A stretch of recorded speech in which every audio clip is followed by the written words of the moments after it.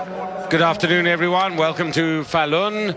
Mike Dixon and myself, David Goldstrom, your hosts for this men's 15-kilometer mass start in freestyle skating.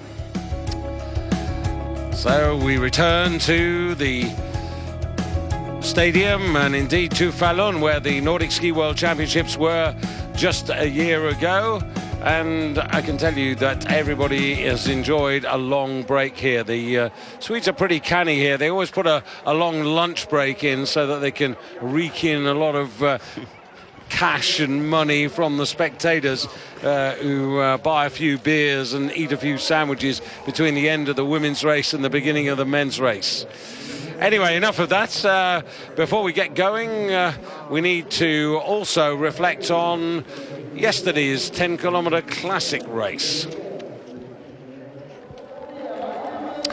And this was the podium, and here's Mike with his thoughts on what was very much a Russian Saturday. It was indeed, and I think very sensible pacing. We saw from the Russians that didn't go too fast in this very important first section, and especially a first time up Murderbach, and Velijanin just got faster and faster, and without a doubt the fastest final 1 kilometer. Bersmetnik, on the other hand, he had a very steady start to the top of the all-important Murderbachen, and like Velijanin, just upped his pace more and more as the race went on, and very, very happy again to make the podium. First time since Toblach, of course, where he took his wonderful second position then. Then there was Magnificat, not a specialist really in the classic, and for some quite an unexpected podium. But he just has that true grit and determination, saw his opportunity for a podium, and again, the final part of his race, with a slight advantage of being the big name at the back, he had everything ahead of him, all the knowledge ahead of him. 7 wins for Velijanin, age 33, and he said, great to be back to his winning ways. Indeed, Velijanin, who admitted not having the greatest start to the season, really enjoyed the race. Bersmetnik also admitted to the fact how he favours time trials, also Magnificat. But who will win today's race? Join us after the break.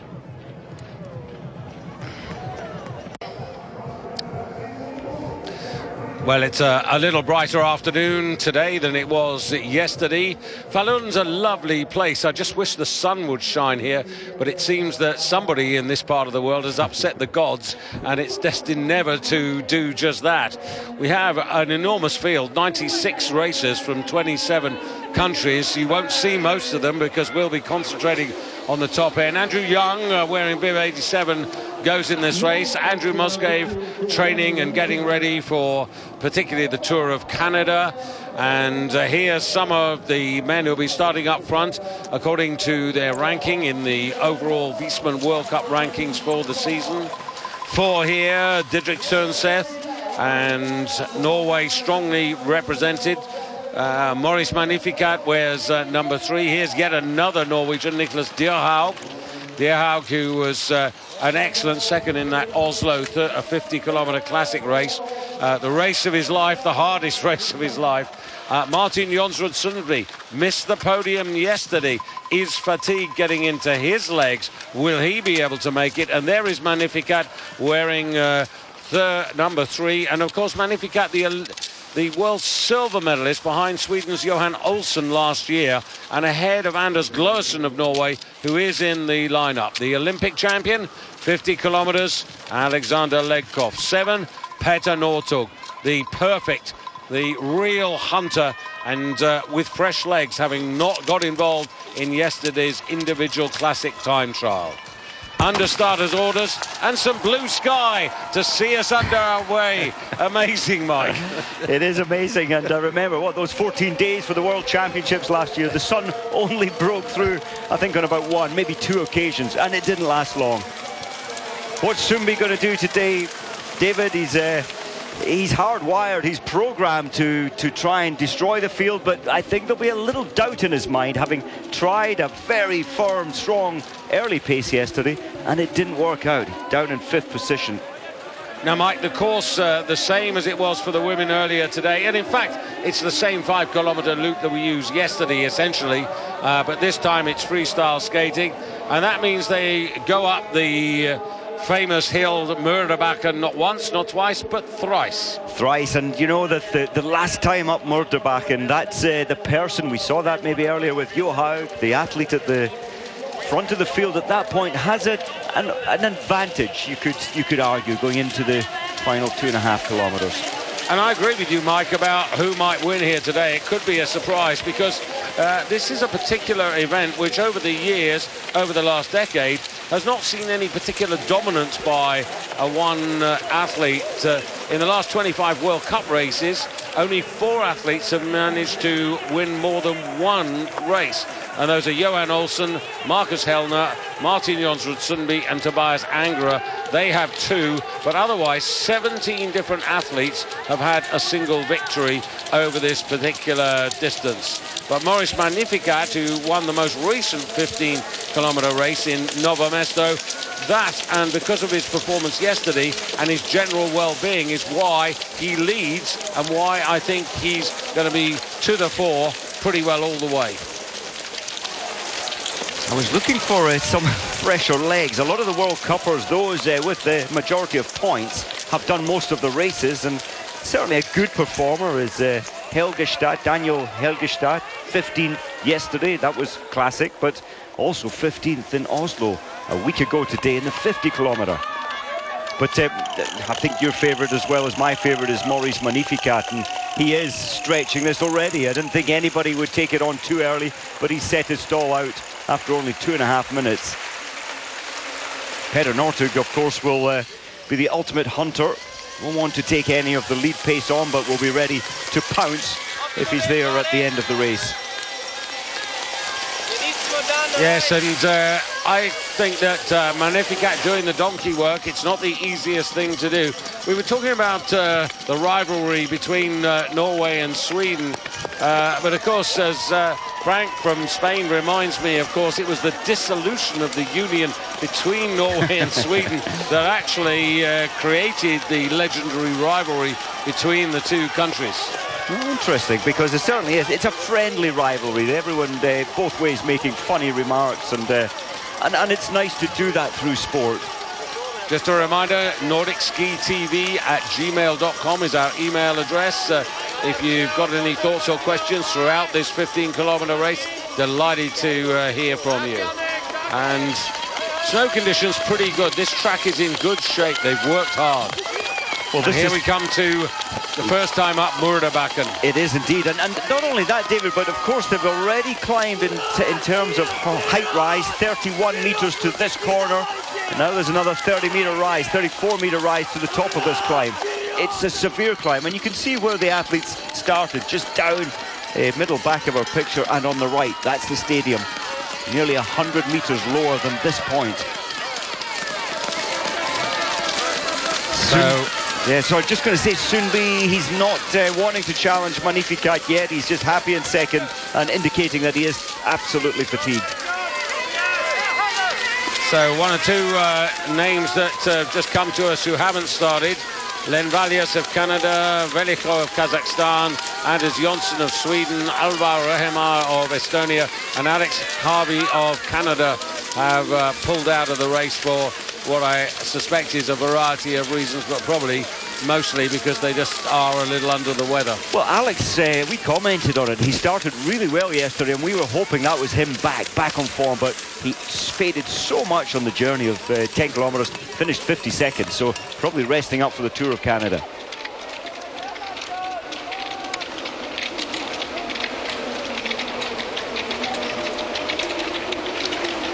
So they go up this climb, and now you can see these tricky corners here where you really need to carry the speed down. Magnificat has got one advantage, that he's in front, so he's got the choice of line here and also keeps himself out of trouble. But they're really spread out in Indian file very early into this first loop. And it isn't just the Murderbacken climb. Of course, there's two little spiky climbs before they come back into the stadium to complete the first 5K. They're really steep. They don't look too much as usual through our our coverage here, but when you're actually on those two steep climbs within the stadium, it's a test, and the sprinters, the hill climbers, will come to the front on them. Also up there is Robin Duvier in about 10th, 11th place at the moment. So Jean-Marc Gaillard involved in this race. I'm interested to see how Anders Glorsen, who was third, the bronze medalist here last year, behind Magnificat when it was a time trial, but taking him on there, Sergei Ustugov taking on Maurice Magnificat. I'll have to say, I think Magnificat, I think his skis are less effective than, well, I didn't see who it was, but one of the Norwegians had to put the brakes on, so fast were his skis in comparison.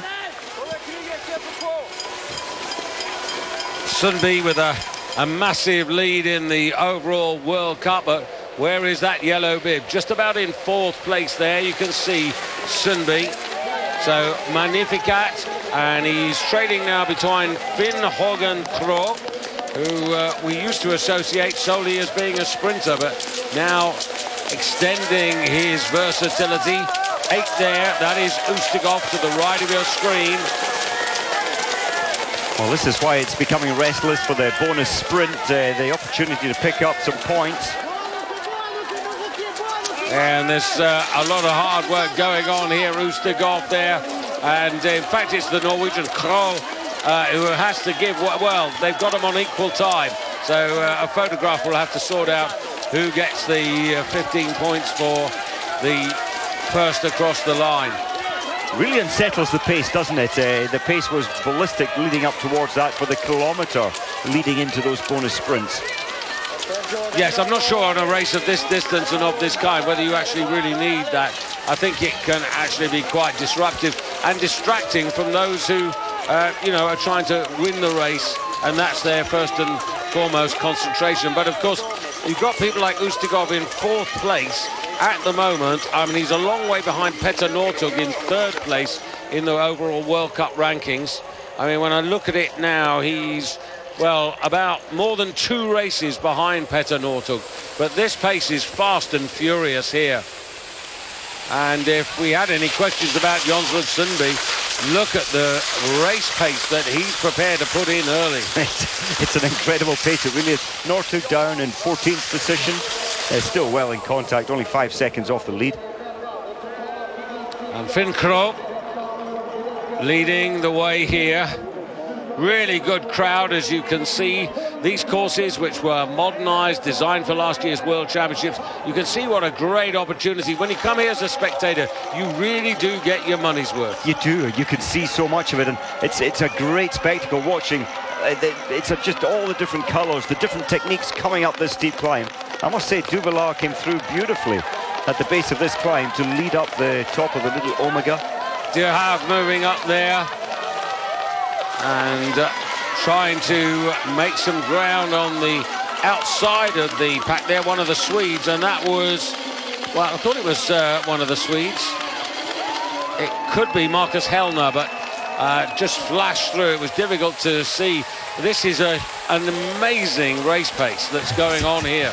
I mean, this is punishment. It is punishment. It's about 65, 70 kilometers an hour coming into the base of the bend. And Magnificat hasn't been able to maintain his pace, and Sundby's been pushed right out onto this near side here. It's going a long way around. He's just in behind Ustugov there, the giant figure of Ustugov.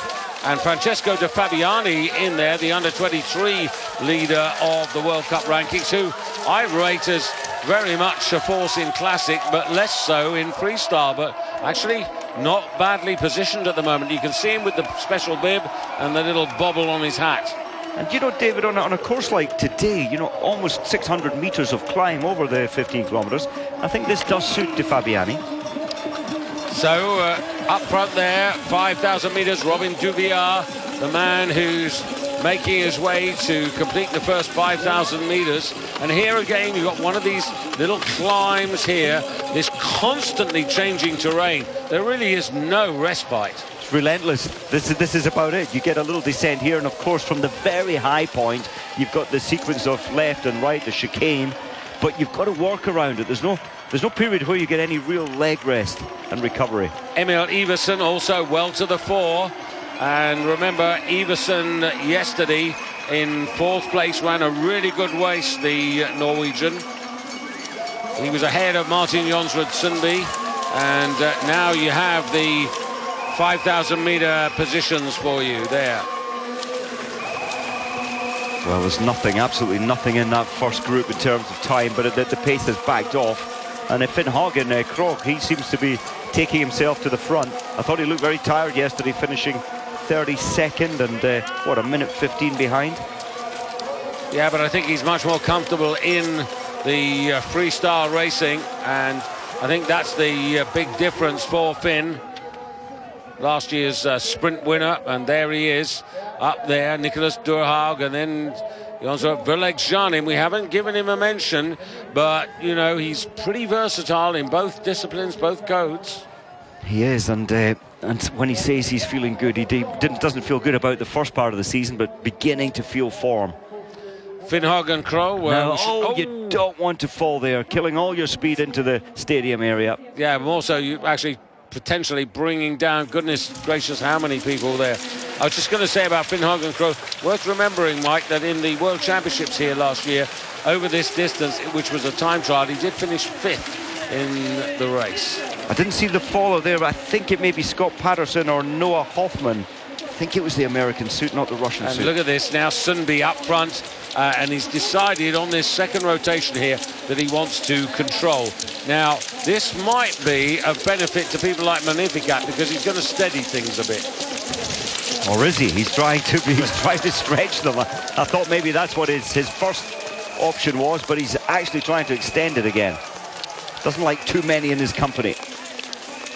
Yes, I've got to retract what I just said there, because he's doing what he's done for a good part of the season, which is this staccato rhythm. Very few can do it, very few can live with it, which is that, you know, you accelerate, then you drop down a bit, then you accelerate, then you drop down a bit. And it really is the most uncomfortable way to race. The man out front might be able to do it because he knows what he's doing and he's making decisions, but the rest having to be able to react to it, almost being forced to react. They have to, don't they? I think Sundby felt uncomfortable that Petter Northug was in the pack, well, a lot of the big finishers, sprinters were in the pack. I do worry a little bit, David. Remember, the only race where he's had a poor result, 23rd, was a Mass Start 15 Classic, but he led a lot of the early part of it, then he really faded, dropped to 23rd. Now Villegsjanin wearing 11 there, coming up on alongside, well, almost alongside Robin Dubiar, 8 just behind Ustigov. Russians once again well prepared, clearly their service team who've done a pretty good job this weekend. And then you have Magnificat there ahead. Just behind him is Durhaug of Norway. I think, well, this time, second time up Murderbach, and the next time this pace is going to be a notch higher. Just fighting, vying for position to the top. So here they come, and Sundby obviously feeling that this is where it's strange, isn't it? But he and Teresa Johaug, both Norwegians, really favouring being out front. For them is much more comfortable. He likes his space, doesn't he? And he doesn't like to be restricted in his technique. So strong and square the technique, no wasted energy whatsoever. Turnset on the left there, just coming up here again, and there you can see, well, this is very different to the women's race where really it was all about Norway. 25 going through there. Now that is Helmer of Sweden. Good to see Helmer giving something at the sharper end of a pack. He's given so little. We've barely seen him this season. Well, he's the only white suit in vision.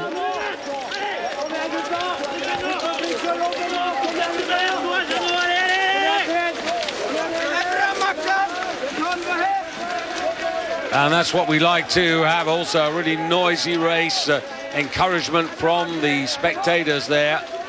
And one who's lost places. Well, actually, I said lost place. He hasn't actually lost place. Northug just beginning to work his way through, and he needs to now because Sundby has taken a break. This is the problem with Northug, that it's fine doing the head weight a bit and coming late, but you always put yourself at risk that somebody will make a break and you've got to run through a lot of traffic. Well, over the last 10 years, when Northug came onto the World Cup, he it was generally they stayed as a pack, and he was able, with that fabulous finish that he has, to win so many. They've become wise to him eventually and found a strategy to break him early, and that's what Sumbi's trying to do. Yeah, and I guess we started to really see that in the World Championships in Val di Fiemme in 2013, and they got to grips with him there. They knew how to deal with him. Because he was, let's be honest, he was unbeatable. If he was in the pack or at the front end with 500 metres to go, he would win. Well, you remember what he used to do? I mean, there'd be a pack and he'd be back a ways, and then he'd sort of put 10 skate steps in and just cruise to the front and say, hello, I'm still here. That's not so easy now. It's not, but and big, tall, bib 14 just going up the bridge now. Ibbotson thought he was great yesterday, went a little too hard in the early stages, leading the early time, but fading back to, what was it, 5th? So Sumbi dictating, Magnificat coming up there, Velegjanin also involved. Robert and Duvillard just a little bit back now after doing a bit of donkey work on that first rotation.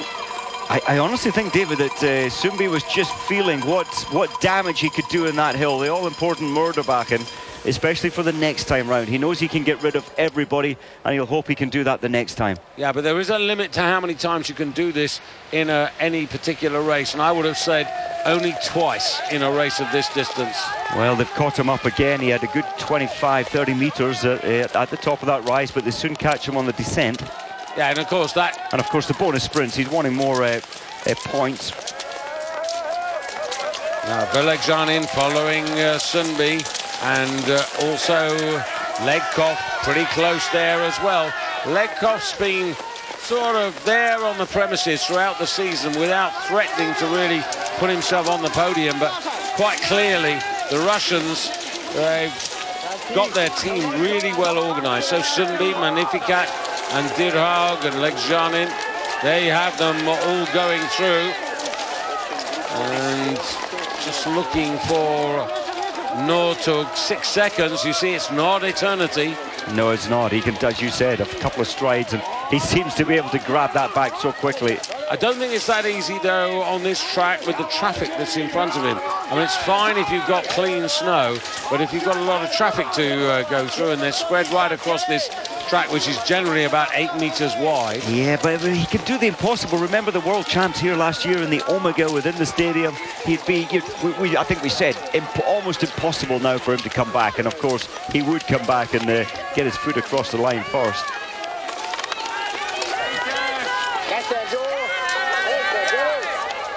So Sumbi, now you can see him being challenged for the lead and losing it and accepting it.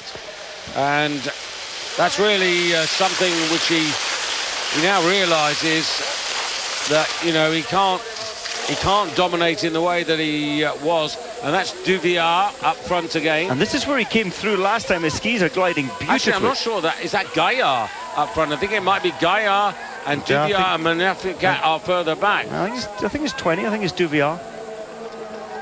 He came through last time. Remember, he came through from about 10th to 1st at that very same place. Yes, and it is. Duvillard. Yeah. Just looking further back, Andrew Young, 51 seconds off the pace, 51st position at the last checkpoint. Matti Häkkinen, you probably haven't picked him up, but he's in a blue suit for Finland on the far side there, and making some progress. Well, I thought we knew it was going to be tight, but I didn't quite expect this many at this stage after 20 minutes at the front.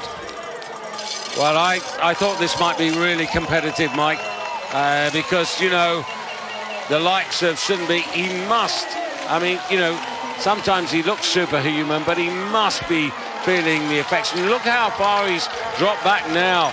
And there's a real charge on. There's a lot of people. Even Codan Pearl for Switzerland in the black race suit as Legkov goes up the hill here, and he's really galloping.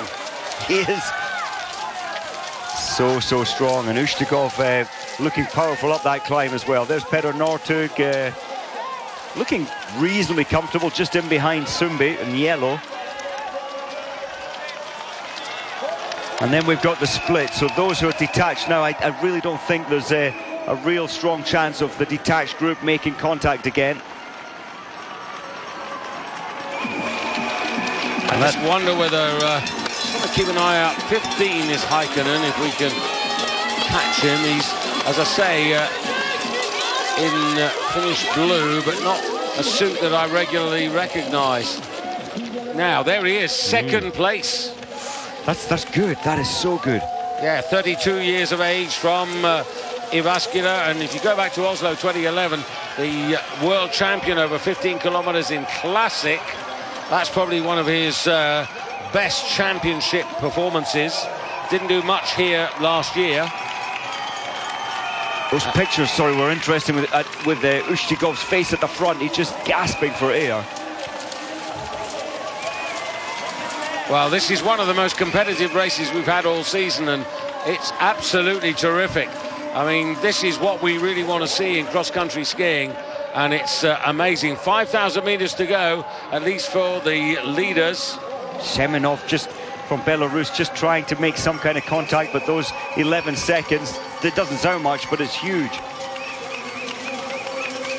So Ustigov up there, and it will be a contested lead. Ustigov isn't going to get his own way from here on in.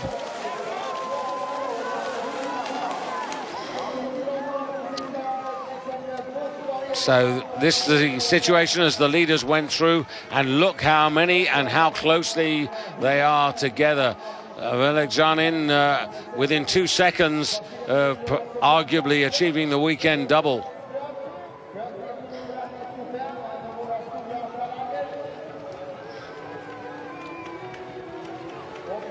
And you might have noticed there, both Peter Northug and Jean-Marc Gaillard also 2-3 seconds off the lead.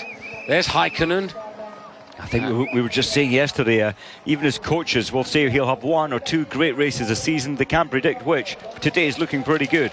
So Ustigov wearing 8, then Heikkinen wearing 15. Then I think it's Legkov in there wearing 8, 11, Velekjani. The Russians are massing 13 there. That's Yevgeny Belov. And that's 1, 2, 3, 4 Russians in the first half dozen. And certainly the form, and we saw that yesterday. The Russians had a real good time out in the classic race, 10 kilometres. And Hellner moving up in the white suit there for Sweden, moving up into the first half dozen. Big move by him. That's good news. That's really good news for the Swedish team, because quite honestly, the men's field, they haven't had much good news. And there he is in the white. So 8 going up here, Ustigov setting for Murderbacken for the final time, and the Russians almost creating a wall. They are. I'm expecting Maurice Magnificat. I know he's trapped in the middle of the pack at the front, but I'm expecting him to put in a massive surge up Murderbacken this time. And Sundby, the World Cup leader with the yellow bib, he must be in, well, he's outside the top 10 at the moment. He's in that big pack, but he's got a lot of traffic to go through. And I'm trying to see Peter Northug's number 7 as well, to see if he can weave his way through here to give everybody a bit of a fright. Well, he is the master of weaving, but he's got a lot of weaving to do. So, Sergei Ustigov it is, the 23-year-old Russian, ahead there of Heikkinen, and he's really showing that this is the race that he's targeted. Then you've got Legkov there as well. 4 trying to move up, Turnset of Norway. The Norwegians have been split apart here by this Russian move. They have, and Magnificat completely trapped in the middle. He can't go left, he can't go right, and he can't get past to the front. And Finland lead with Heikkinen, setting up for the left-hander and the big climb. Now, here we go. He's got that inside track, and the Swede there, Hellner, in what would be 5th place. This is looking good, David, for Sweden, for Hellner, because he's paced this beautifully, didn't get caught up in the sprints earlier. Kept a good level pace. Ustigov really struggling, number 8 now further back, down about 15th position. 18, and that's Jean-Marc Gaillard on the far side there. He's ahead of Duvier, ahead of Magnificat. Duvier just going through there, and he's done a heck of a lot of work, and I think he's paying for it, but he's still ahead of Sundby. Look at Ustigov, everybody just flooding past him. Now that's the price to pay for putting in those early sprints.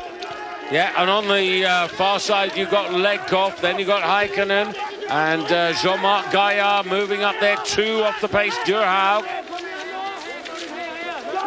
What a race. What a race. It's fabulous. Poor old Ushtikov. That must feel like, well, burning pain through his legs, through his lungs. He'll keep on fighting, though. They get to the top of this, and now, as you say, Mike, the legs are beginning to feel like jelly, and this is where you need really good focus, concentration and control as you go first down the left-hander, then you swing right-handed. And it's quite tricky. It looks easy here, sitting from where we are, but you need good timing, good movement coming down this descent, especially when your legs are like jelly. Yeah, because you've got a change of weight and a change of balance with the weight going onto the outside ski to make the turn there. And Russia, I think it's Legkov who's just got the edge on Heikkinen of Finland, Matti Heikkinen. As they zoom away from us now, and remember, 2 more climbs to come, so there are 2 more attack possibilities, because the climbs give a real opportunity to attack and counter-attack. Very much, and that's really where you can break the field, but surely this is going to stay. It will remain as a small group, at least to the line. Not so small. Not so small. Velejanin now up there, right in the lead. There's De Fabiani with the under-23 bib in there, right at the back, 21. That's Tony Livers of Switzerland. Now, I can't see him right now, but I was expecting Toonseth to be competitive and at the sharp end. I think he might still be in this lead group. Well, it's a huge leagues group here. And is it Heikkinen who's got to the front? Yes, Heikkinen from Velejanin. And Sundby, who's being quiet, now coming back, showing that he's got more than one way of racing. He has. He's got many. He's had to readjust his method today because he hasn't got that killer form that has been there most of the season. Now, he's got to be worried about the sprint to the line. So I reckon on the next climb, watch for Sundby to suddenly make a big burst in here. You need your placement, though. You need to be in. Well, he is. He's got good placement. You need to be at that front, and he'll do his skate 2 all the way up this huge rise, coming up quite soon, about another minute. And I can tell you that Petter Northug is at the back of that pack. Well, he's got to get somehow through this traffic. So Sundby, here we go. This was predictable. He's trying to set it out now. As you say, he knows he doesn't have the sprint finish, so he's got to try and break them into the stadium. 11, Velejanin is the man there who's tracking him most closely. And they're all at match. Gaillard to the left of your picture in the blue and yellow, but he's been taken off his feet, so has Heikkinen. 13 running out of gas there, that's Belov, and Magnificat also back in that group there, not making any progress. And look at Northug, forced to stand tall, nowhere for him to go. No, Toonseth is still up there, he's in the chasing pack, just detached now. So this is Velejanin versus Sundby. That's the 1-2 at the moment. Matti Heikkinen's just been burned off a little bit there. You've got probably 4 or 5 meters back to Heikkinen in 3rd place, but it would be great to see a Finn on the cross-country podium in the men's division. Oh, so much so, and they need that. They really need success. Might be the tail end of the season, but here you can see the master, the man who's mastered this sport all the way through the season. Looking, of course, this year for his 3rd consecutive World Cup title. Heikkinen's just closed up a little bit, seems to have just recovered. Then there's a couple of other Russians behind him there. And look at Heikkinen coming out. He's incredible. Velejanin's still there. We don't think of him as a sprinter, but remember, he won the skiathlon here at the World Champs, so he knows how to finish on this course. And look at De Fabiani from Italy. Now, I kept saying what a classic racer he was. He's moving up into approximately 4th there, and he's really moving. He's on the right of your screen. And the under-23 World Cup World Championship leader, or in the ranking. So Sundby of Norway leads up this climb. Velejanin, De Fabiani looking for 2nd place. Here comes Ustigov again. Another burst of energy. Also there is Finn Krog, who's recovered. Ustigov's even back. The man that was staggering over the top of Murderbach, and somehow he's got himself in contention. Sundby still leads. Velejanin in 2nd place. De Fabiani 3rd. And Where's Heikkinen? Heikkinen's just been blown away. He's down in about 7th or 8th place at the moment. And this is the critical part now of the race. Where's Peter Northug? Surely, well, there Peter Northug still trying to come wide at the back left. And Ustigov goes again from the front there with Sundby. Valekjanin to Fabiani on the near side in the dark blue. Wow. And then Peter Northug, no, not quite.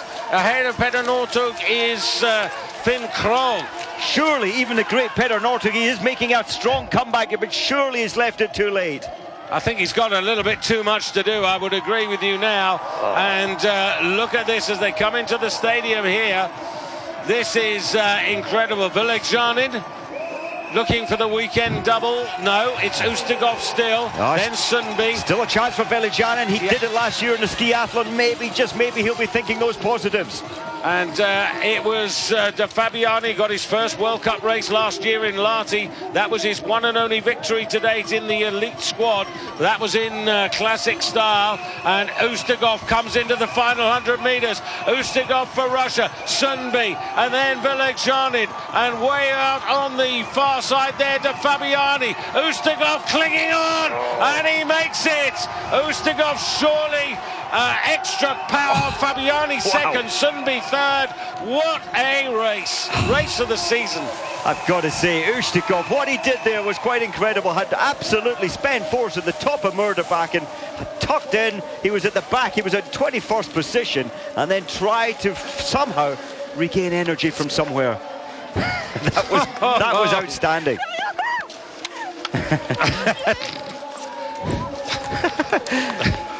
Well, I'm not sure who that is quite. Sundby cannot believe that Ustigov, he had a look to his right. What about De Fabiani? Yeah, well, I thought best ever freestyle race we've seen from his him. Very, very light body weight, the huge climb on this course, it did suit him. I know he's not an outright freestyle specialist, but that was an outstanding performance from the young Italian. Well, Ustigov in the World Championships last year here was only 28th in the time trial version of the 15 kilometres, but he is only 23, and remember, De Fabiani's only 22, I think. Yes, he is. And you know, last Sunday on this day, we had 10 Norwegians in the top 21 finishers over 50 kilometres in Holmenkollen. It means so much to them, and without a doubt, the Norwegian force was not at the races, as we've seen it all season. The first of the Norwegians, fourth position. Well, less than 3 seconds, Mike. Third, of course, Sundby. Mike, less than 3 seconds, covering the top 10 with Northug in 10th place unofficially. Well, Andrew Young there, you can see in a photo, but outside the top 50. But let's be fair, this is not his strong suit. It's sprinting in freestyle. That's his main aim. But what about Ustigov? I mean, you know, he was runner-up in Lenzerheide and also in Oberstdorf this season as part of the Tour de Ski, and you know, he is a big rising star. He is. I mean, he's got the years on his side. He's only 23. I mean, that is a remarkable finish. And what about Fabiani? I mean, this guy, actually 22 from Gressoney-Saint-Jean, and this was a man who really in the junior rankings, he was good but not great. He didn't win any medals, but he's burst through on the scene, and that victory last year in Lahti really announced him. And if he can do that, Mike, 15 kilometers skating, having already won a classic 15, De Fabiani looks as if he's going to be the big new star for Italy, as Sergei Ustigov now looks as if he's going to be the man to watch in the Russian. And absolutely, without doubt, the Italians need this. They need someone to regenerate the interest and to build a team around. All credit to Sundby. Got to take my hat off to him. Very difficult race. And the World Cup leader, who was only 5th yesterday, but he's got himself back onto the podium. You've got to hand it to Sundby. With the, you know, you cannot, we cannot expect anything except real fatigue throughout his whole body with what he's achieved this season, and still able to match up on a bad day, still able to come third. And you know, he is still the best of all the Norwegians. A little note there, Matti Häkkinen, delighted to see him in the top 10 for Finland. If we can scroll down, where did Hellner actually end up for Sweden? He threatened, didn't he? He was there for some time. Hellner in the end, 8 seconds behind, 22nd. 8 seconds is not much. He's obviously getting his feeling back, his racing legs back. Well, all credit to him also, because he tried to put Sweden on the map during the race. And when you look at the finishing order, the French, it didn't happen for them today. It didn't happen for Magnificat. You said right from the beginning that you were concerned about his skis. I was. You cannot compete at this level if even a small factor slower on the ski, the preparation of the skis. But have a look at this for the finish. There's Ustigov and Sundby, and Villejan in on the far side there, trying to come in also into fourth place. But then suddenly De Fabiani bursts through on the near side to grab second place from Sundby. Well, we'll catch our breath, take a break, and then come back just to wrap it all up.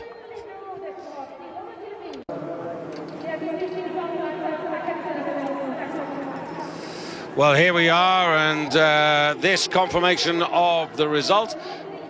Mike, Norwegians are plenty, Russians are plenty, well, no French. No French. The French were in there in the action over two-thirds distance, but in the end it was 15th, 21st and 25th for the French team. Duvillard there 21st and Gaillard 25th, with Magnificat, who wanted to win this so much, could only manage a 15th. And a nice little note here from Frank down in Spain. He says, if Hellner moves up, you can be sure that Nortug will do everything in his power to beat him. Thanks, Frank. Well, as ever, right on the money. He very much is. In the end, Hellner 22nd, 8.8 seconds behind. Yeah, and Nortug in 10th, 2.8 behind. Yeah. But the Norwegians were at the races, clearly, but we've seen them top 3, top 4 so many times this season, just lost a little of their edge. Yeah, and there the differentials really show you how competitive this was. And some really good runs there. Kruger, that's a decent run by the relatively unexposed Norwegian. Turnseth down there in the second half of the field. Jean-Marc Gaillard, he was almost at the front at one point. Devon Kershaw, the first really at the sharp end of the chase group, who were detached by some 25 seconds. Well, that was a superb race, a complete contrast to the women's race earlier on in the day, won by Teresa Johaug ahead of Heidi Weng, with a very good third place finish for Astrid Jakobsen. And down the pack, the tired Ersberg, Ingvild Ersberg, down in 9th place. But this was a completely different race, and he was absolutely flat out from gun to tape. And those bonus sprints, yes, it's worth sprinting for a 15 points bonus twice, so 30 points at stake, but it changes the shape of you and it changes the shape of the race. And maybe had Sundby not gone for the second bonus sprint, he might have had a little extra sting in his finish. But look at the recovery of Ustigov. You know, as you said, he looked like a spent force after he'd gone up Moderbakken the second time, and somehow he regathered himself, and De Fabiani moving through. But look at Ustigov's build. You know, you've got a whole lot of muscle there, a whole lot of body weight. He just cannot lift that fast up the steep climb. And look at the speed and the skis of De Fabiani, coming, and he lunges. He gets there. Well, actually, he doesn't really lunge. He just is that much faster in finishing than Sundby, who probably wasn't aware of him. He didn't seem to be. And of course, Ustigov, a great sprinter. De Fabiani, a fabulous sprinter. And you need that in a tight race like this. Well, only his second win, but the second of how many, I wonder, in the years to come. You know, he's going to be a main man surely in Lahti next year, if, like everybody else, he manages to keep well. And De Fabiani excites me, because if he can do these sort of distances, and obviously 15 is his favourite distance, if he can do this in both coats and finish with that sort of pace, then he's a danger man. A real future danger man, and age is absolutely on his side. The same with Ustigov. But it's exciting to have these young men in their early 20s coming through to challenge the old guard. The old guard being the likes of Heikkinen and Hellner. And the old guard is the old guard today. Northug couldn't match it. He knew what was happening ahead of him, but he couldn't react. He had nothing to give. I think Peter's got to learn that, you know, if he wants to use his pace, he's got to stay closer to the action. He can't allow himself all that traffic in front of him. But they've become wise to his strategy, and they're making it a fearsome pace from gun to line, and it used to be a little tactical. Now it's fast to break the sprinters if they can. And the message I've got from this weekend to everybody thinking about Canada at the beginning of March is, watch out, the Russians are coming. So in the overall World Cup, you can see there Sundby more than 7 competitions ahead of Finn Krogh and Petter Northug, the 1, 2, 3. Ustegov 9 competitions behind. I think that's too much to close up there. Alex Harvey, the best of the Canadians. I hope he finds his form. Maybe needs a good rest before he takes on the Canadian Tour. But what a way to end our visit to Falun. World Championships were good here. The weather was rubbish, but the competition was great. Today, this was absolutely top-notch. Mike, last words. Yeah, it's an outstanding race, and look at this. After 15 kilometres, 4 charging for the line, and De Fabiani looking like a rocket coming through. Wasn't seen in the top 10 except in the final 200 metres to finish second. Hope you enjoyed it. Thank you for watching. A real cracker from Mike Dixon and myself, David Goldstrom. As ever, thank you for your company. The cross-country tour moves to Lahti in Finland for next weekend. Bye-bye.